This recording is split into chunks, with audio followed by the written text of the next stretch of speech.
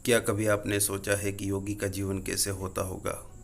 वह अपने फॉलोवर्स के लिए स्पिरिचुअल फिलोसॉफी का निर्माण कैसे करता होगा? और ये स्पिरिचुअल फिलोसॉफीज़ हम जैसे आम लोगों की मदद कैसे करेंगे? जवाबों के लिए आपका इंतज़ार आज ख़त्म हो गया, क्योंकि आज हम एक ऐसी किताब के बारे में बात करेंगे जिसका स्टीव जॉब की बायोग्राफी में भी जिक्र किया गया है, जिसमें लिखा है कि उन्होंने परमहंस योगानंद की यह किताब ऑटोबायोग्राफी ऑफ योगी हर साल पढ़ी है। और सिर्फ इन्होंने ही नहीं, दुनिया के बहुत ही सफल लोगों ने भी इस किताब को पढ़ा और जिसको वो अपनी ज़िंदगी की सफलता में सबसे बड़ा योगदान मानते हैं, और इसलिए वो सभी इस किताब को पढ़ने के लिए कहते हैं। जब परमहंस योगानंद ने अपने जीवन का आखिरी वाक्य लिखा तो उन्होंने कहा था कि यह किताब लाखों लोगों की ज़िंदगी बदल देगी। ये मेरे चले जाने के बाद मेरे मैसेंजर के रूप में काम करेगी। उनकी ऑटोबायोग्राफी में उनकी लाइफ जर्नी को दिखाया गया है कि कैसे उन्होंने स्पिरिचुअल फिलोसॉफीज़ को ढूंढा और उन्हें विकसित किया, जिससे उन्हें पूरी दुनिया में फॉलो किया गया। यह किताब रीडर को परमहंस योगानंद के जीवन से लोगों को जोड़ती है, जिसे इन्होंने 1946 में लिखा था, जिसमें उनके ईस्टर्न और वेस्टर्न दोनों वर्ल्ड के स्पिरिचुअल फिगर का वर्णन है। इस किताब को आसानी से समझने के लिए हमने इस किताब को 7 अलग अलग भाग में बांटा है, जिसमें सबसे पहले उनकी हिस्ट्री और फैमिली के बारे में बताया गया है। उसके बाद वो अपनी यात्रा के दौरान किन महत्वपूर्ण लोगों से मिले।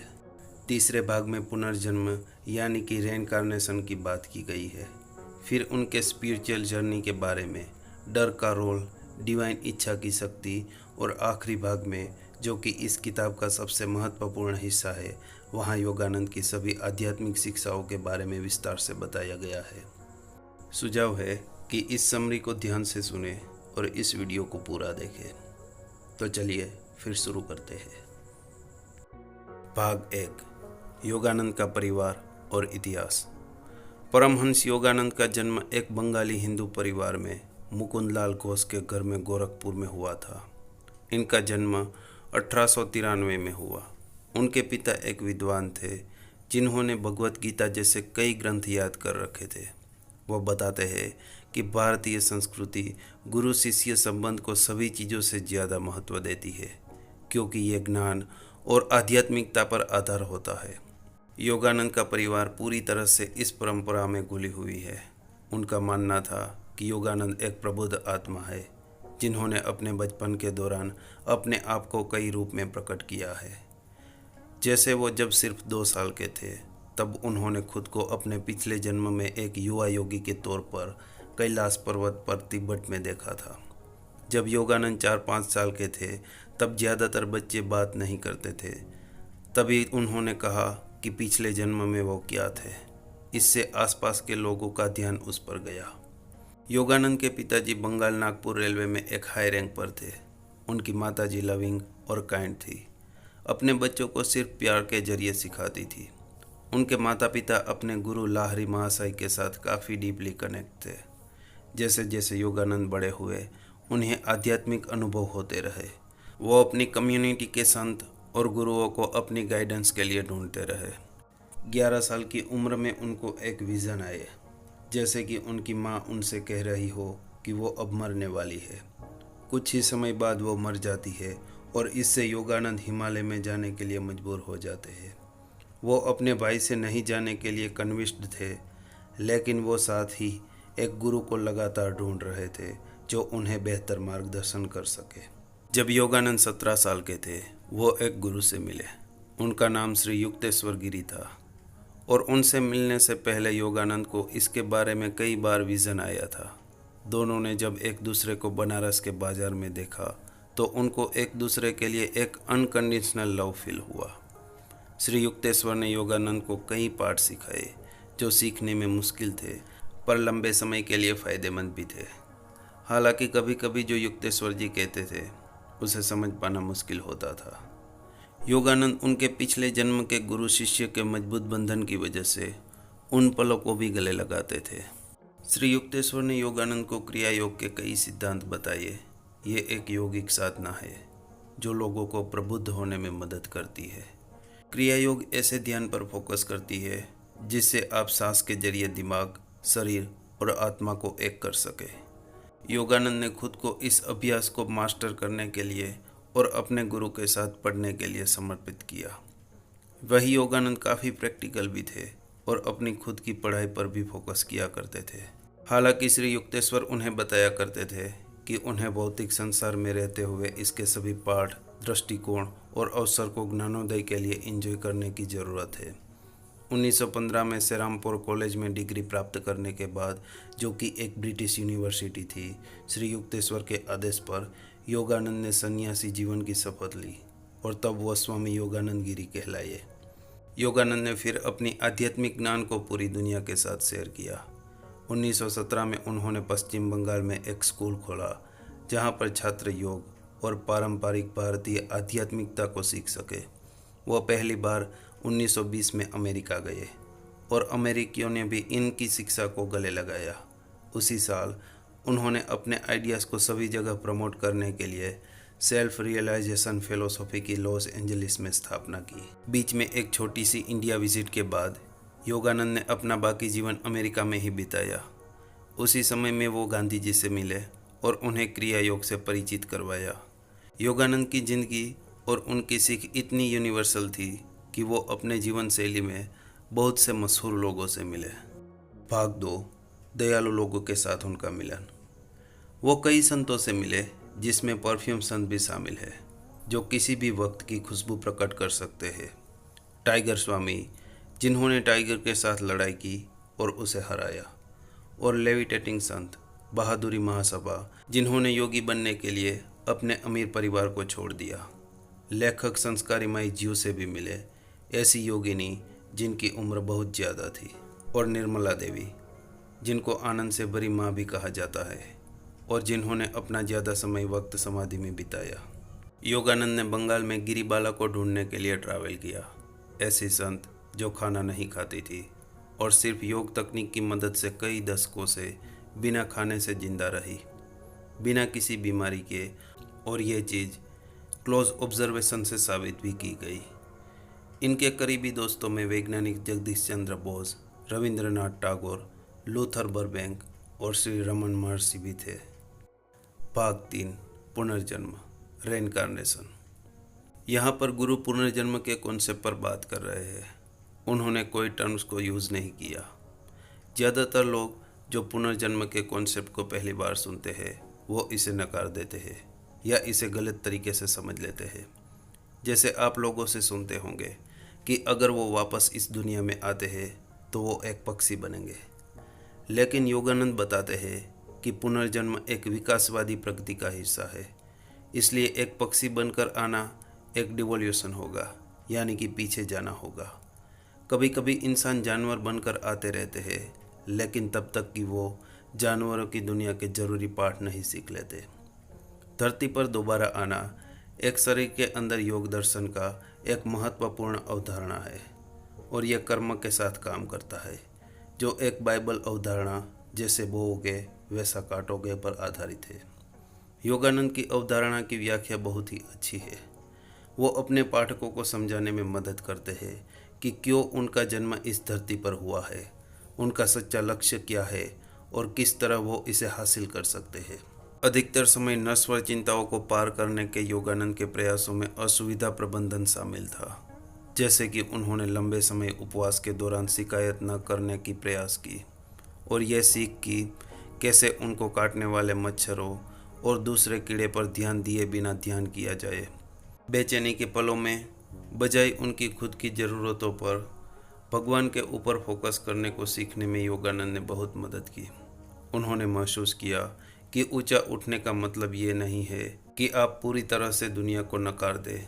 ये आपके प्रबुद्ध मन को जिम्मेदार और चिंताओं के प्रति ध्यान के साथ संतुलन करने के बारे में है। भाग 4, आध्यात्मिक यात्रा के माध्यम से उनकी सीख। इस भाग में उनकी आध्यात्मिक यात्रा की सीखों के बारे में बताया गया है, जो कि इस किताब का सबसे महत्वपूर्ण हिस्सा है। आत्मबोध। शरीर में, दिमाग में और आत्मा में हर चीज़ में भगवान विद्यमान है। हमें यह प्रार्थना करने की ज़रूरत नहीं है कि हमें भगवान मिल जाए।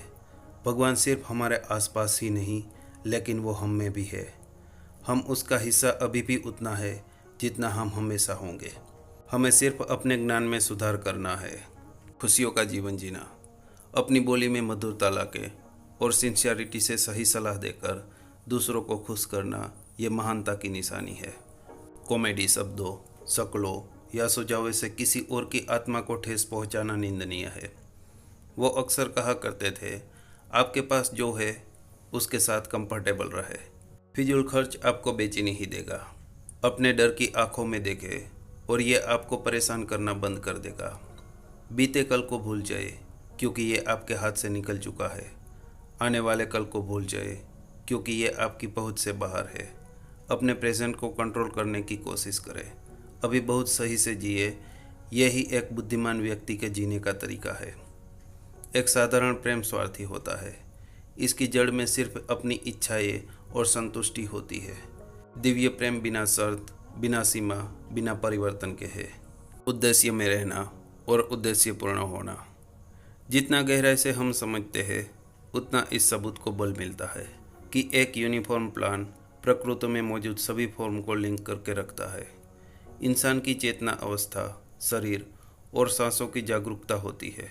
उनकी चेतना अवस्था जो नींद में सक्रिय होती है, उनके मानसिक और अस्थायी शरीर और सांस से अलग होने से जुड़ी होती है। उनकी अतिचेतन अवस्था इस भ्रम में मुक्ति है कि हमारा अस्तित्व हमारे शरीर और सांसों पर निर्भर करता है। क्योंकि आप अकेले अपने विचारों के लिए जिम्मेदार होते हैं, इसलिए सिर्फ आप ही इन्हें बदल सकते हैं। सेवा में होना। कुछ लोग दूसरे को नीचा दबाकर आगे बढ़ने की कोशिश करते हैं। इंसान का मन भगवान की सर्वशक्तिशाली चेतना की एक चिंगारी है। ये आपको बता सकती है कि जिस भी चीज़ में बहुत ज़्यादा इंटेंसिटी से आपका ताकतवर मन भरोसा करता है, वो चीज़ तुरंत आपके पास आने लगती है। जितना गहरा एक इंसान की सेल्फ रियलाइजेशन होती है अपनी सूक्ष्म वाइब्रेशन के जरिए, उतना ज़्यादा वो यूनिवर्स को प्रभावित कर पाता है।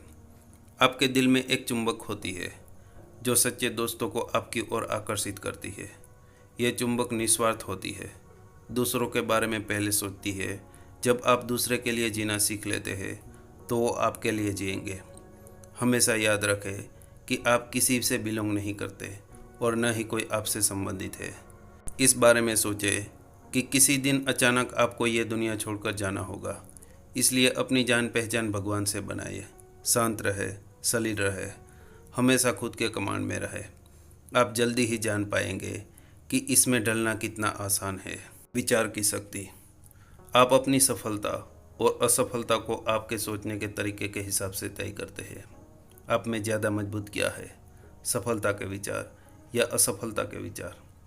अगर आपका दिमाग सामान्य रूप में नकारात्मक अवस्था में रहता है तो कभी कभी आने वाले सकारात्मक विचार सफलता को आकर्षित नहीं कर पाएंगे। लेकिन अगर आप सही तरीके से सोचते हैं तो आप अपना लक्ष्य ढूंढेंगे, चाहे अभी आप खुद को अंधेरे में ही क्यों न फंसा हुआ पाते हैं। इच्छा शक्ति। सकारात्मक सोच के अलावा सफलता पाने के लिए आपको इच्छा शक्ति के साथ और लगातार काम करते रहना चाहिए। हर बाहरी नतीजा आपकी इच्छा शक्ति का एक परिणाम है, लेकिन यह शक्ति हमेशा सचेत रूप से उपयोग नहीं की जा सकती, क्योंकि कॉन्शियस विल के साथ एक मैकेनिकल विल भी होती है। आप नीति को नियंत्रित कर सकते हैं। आपका दिमाग हर चीज़ का क्रिएटर है, इसलिए आपको चाहिए कि इसको अच्छी चीज़ें बनाने में ही लगाया जाए। अगर आप एक डायनेमिक विल पावर के साथ एक विचार से चिपके रहते हैं तो आखिर में एक वास्तविक बाहरी परिणाम निकल कर आता है।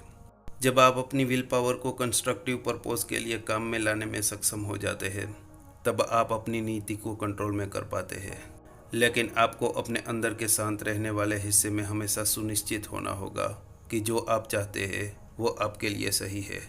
तब आप अपने उद्देश्य को हासिल करने के लिए अपनी इच्छा शक्ति का पूरी ताकत से इस्तेमाल कर सकते हैं। भाग 5। डर से जीवन ऊर्जा समाप्त हो जाती है। यह आपकी डायनेमिक विल पावर के सबसे बड़े दुश्मनों में से एक है। डर आपकी उस लाइफ फोर्स को जो आपकी नसों में लगातार बहती है, उसको लकवा मार देती है। आपके शरीर की जीवन शक्ति को कम कर देती है। डर आपको उस चीज़ के डर से दूर नहीं ले जाता, बल्कि ये सिर्फ आपकी इच्छा शक्ति को कमज़ोर बनाता है। डर हमारे दिमाग के जरिए शरीर के सब हिस्सों में एक गलत संदेश भेजता है। यह हमारे दिल को कस देता है, डाइजेस्टिव फंक्शन को डिस्टर्ब कर देता है और साथ ही कई और शारीरिक डिस्टर्बेंस पैदा कर देता है। जब चेतना भगवान पर होती है तब आपको कोई डर नहीं होगा। हर रुकावट साहस और विश्वास के द्वारा दूर कर ली जाएगी। असफलताओं से दृढ़ संकल्प जगाना चाहिए। यहाँ तक कि असफलता भी आपकी इच्छा शक्ति और आपकी सामग्री और आध्यात्मिक विकास के लिए एक उत्तेजक की तरह काम करने चाहिए। जब आप किसी भी काम में फेल हो जाते हैं तो हर एक फैक्टर को एनालाइज करना आसान हो जाता है, ताकि आप भविष्य में उन गलतियों को दोहराने के चांस खत्म कर सके। आत्मविश्लेषण की आवश्यकता। प्रगति का दूसरा रहस्य है सेल्फ एनालिसिस, यानी कि आत्मनिरीक्षण। ये एक आईना है जिसमें आप अपने दिमाग को खोलकर देख पाते हैं जो अदरवाइज आपसे छुपा रहता है। अपनी असफलता की जांच करें और अपनी अच्छी और बुरी प्रवृत्तियों को सुलझाएं। देखें कि आप क्या है, क्या आप बनना चाहते हैं और कौन सी कमियां आपके लिए रुकावट बनी हुई है। पहल करने की रचनात्मक शक्ति। पहल करना या इनिशिएटिव लेना क्या होता है? यह आपके भीतर एक रचनात्मक क्षमता है, अनंत निर्माता की एक चिंगारी है। यह आपको कुछ क्रिएट करने की ताकत दे सकती है जो कभी किसी ने क्रिएट नहीं किया हो। यह आपको वही चीज़ें नई तरीके से करने के लिए प्रेरित करती है। जाहिर तौर पर अगर आप इनिशिएटिव लेने की पावर को समझ सके तो जीरो से कुछ क्रिएट करना यह दर्शाता है कि जो असंभव दिखता है वो संभव हो सकता है। सभी मनुष्य में भगवान की छवि देखें। कई लोग अपनी गलतियों के लिए बहाना ढूंढ लेते हैं, दूसरे लोगों को बुरी तरीके से जज करते हैं। दूसरों को माफ़ करके और खुद की नाकामियों को परख कर उन्हें दूर करके हमें इस रवैये को बदलना होगा। विचारों की आदतें हर किसी के जीवन को नियंत्रित करती है। सफलता का जल्दी आना या देरी होना किसी की आदत पर बहुत निर्भर करता है। यह कोई आते जाते प्रेरणा या ब्रिलियंट आइडियाज़ नहीं होते हैं। जितना कि आपकी रोज़मर्रा की मेंटल हैबिट्स आपके जीवन को कंट्रोल करती है, आपके विचारों की आदतें वो दिमागी चुंबक है जो आपके लिए कुछ निश्चित चीज़ें, लोग और हालात की तरफ खींचती है। विचार की अच्छी आदतें लाभ और अवसरों को आकर्षित करती है। विचारों की बुरी आदतें आपको दिखावटी लोगों और प्रतिकूल वातावरण की तरफ आकर्षित करती है। भाग 6। डिवाइन इच्छा की शक्ति। डिवाइन इच्छा की कोई सीमाएं नहीं होती। ये ज्ञात और अज्ञात, प्राकृतिक या चमत्कार, सभी तरह के कानून के माध्यम से काम करती है। ये आपकी किस्मत बदल सकती है, मरे हुए को चला सकती है, पहाड़ों को समुद्र में बदल सकती है और एक नया सोलर सिस्टम क्रिएट कर सकती है बहुतायत के महासागर से। जैसे कि सभी शक्ति इच्छा शक्ति में विद्यमान होती है, इसलिए सभी आध्यात्मिक और भौतिक उपहार असीम प्रचुरता से बहते हैं। ये सभी गिफ्ट्स पाने के लिए आपको अपने दिमाग से सीमित और गरीबी के विचारों को उखाड़ कर फेंकना होगा। यूनिवर्सल माइंड एक परफेक्ट माइंड है जिसमें कोई कमी नहीं है। उस कभी ना फेल होने वाली सप्लाई तक पहुंचने के लिए आपको एक बहुतायत की चेतना बनाए रखनी होगी। चाहे आपको ये भी ना पता हो कि आपका अगला पैसा कहाँ से आएगा, आपको हिम्मत को रोकना होगा। जब आप अपना काम बखूबी करते हैं और बाकी भगवान पर छोड़ देते हैं, आप देखेंगे कि अजनबी ताकतें आपके लिए आगे आएंगी और आपकी विशेष को जल्दी पूरा करेंगी। यह बहुतायत का आत्मविश्वास और चेतना ध्यान के जरिए हासिल किया जा सकता है। ध्यान का तरीका। व्यापार की निरंतर स्थिति में रहने से हमारे दिमाग पर तनाव छा जाता है और हम अपनी उच्च चेतना से अलग हो जाते हैं। ध्यान एक ड्रेन की तरह होता है। ये हमें हमारे नेगेटिव इमोशन के सामने खुलने का मौका देता है ताकि हम उन्हें बाहर निकाल सकें। ये थोड़ा दर्दनाक हो सकता है, लेकिन नकारात्मक भावनाओं के साथ बैठना, उनको ठीक करने का, हमारे डर को ख़त्म करने का, उन विश्वास को बाहर निकलने का जो हमें ज़िंदगी में पीछे रखते हैं, सबसे बेहतर तरीका है। ध्यान और ध्यान की शक्ति से आप अपने मन की कभी न खत्म होने वाली शक्ति को अपनी इच्छा को पाने और सभी डर के बंद दरवाजे के लिए डायरेक्ट कर सकते हैं। सभी सफल लोग गहरी एकाग्रता को बहुत महत्व देते हैं। वह सही समाधान को ढूंढने और उनका सामना करने के लिए अपने मन की गहराई तक जाते हैं। अगर आप सीख जाते हैं कि कैसे अपना ध्यान डिस्ट्रैक्शन से हटाया जाए और सही जगह कंसंट्रेट किया जाए, आप भी जान पाएंगे कि जो आपको चाहिए उनको कैसे अपनी ओर आकर्षित किया जाता है। सफलता खुशी से मापी जाती है। इस पर विचार करें कि जो लक्ष्य आप पाना चाहते हैं वो आपको सफलता दिलाने में मदद करेगा। सफलता क्या है? अगर आपके पास हेल्थ और वेल्थ दोनों है, लेकिन आपको खुद के साथ साथ सभी के साथ परेशानी है, तो आप सफल नहीं है। जब पैसा चला जाता है तो आपका एक थोड़ा हिस्सा चलता है। जब हेल्थ चली जाती है, आप कुछ ऐसा खो देते हैं जिसके और ज़्यादा गंभीर परिणाम हो सकते हैं। लेकिन एक बार आपके मन की शांति खो जाए तो आप अपना सबसे बड़ा खजाना खो देते हैं। भगवान की शक्ति को अपने प्रयासों के साथ रखें। रचनात्मक उद्देश्यों के लिए उसे रिलीज करें जो आपके पास पहले से है। इससे और बहुत कुछ आएगा। बिना डगमगाए सफलता के लिए सभी गुणों का इस्तेमाल करते हुए अपने रास्ते पर बढ़ते रहे। खुद का अपनी स्पिरिट की क्रिएटिव पावर के साथ तालमेल बैठाए। आप उस अनंत बुद्धिमत्ता के संपर्क में आएंगे जो आपका मार्गदर्शन कर सकती है और आपकी सभी समस्याओं का समाधान कर सकती है। भाग 7। ऊर्जा एक रचनात्मक शक्ति है जिसका हम उपयोग कर सकते हैं। पूरी जिंदगी एक एनर्जी है। यही वो चीज़ है जो ग्रहों को चलाती है और रोज़ हमें काम पर जाने के लिए जान भरती है। ऊर्जा सबसे पावरफुल टूल है जो हमारे पास हो सकता है। ग्रह की हर चीज़ किसी लक्ष्य को हासिल करने के लिए लगातार बढ़ती रहती है। जब एक इंसान ध्यान की प्रैक्टिस को विकसित नहीं कर पाता है, तब वो एक सबकॉन्शियस की कठपुतली बनकर रह जाता है। एक इंसान जिसका अपने दिमाग पर कंट्रोल है, उसे अपनी इनफाइनाइट पावर को इस्तेमाल करने और बदलाव लाने की क्षमता का एहसास होता है। जब हम ध्यान लगाते हैं तब हम हर अवस्था में आनंद को चुनते हैं और हमारे चारों ओर प्यार और सकारात्मकता फैलाते हैं। धन्यवाद दोस्तों। मुझे आशा है कि यह समरी आपको पसंद आएगी। मुझे आशा है कि आप इस किताब के सभी पाठों को अपनी ज़िंदगी में अपनाकर अपने जीवन को और भी बेहतर तरीके से जी पाएंगे। धन्यवाद।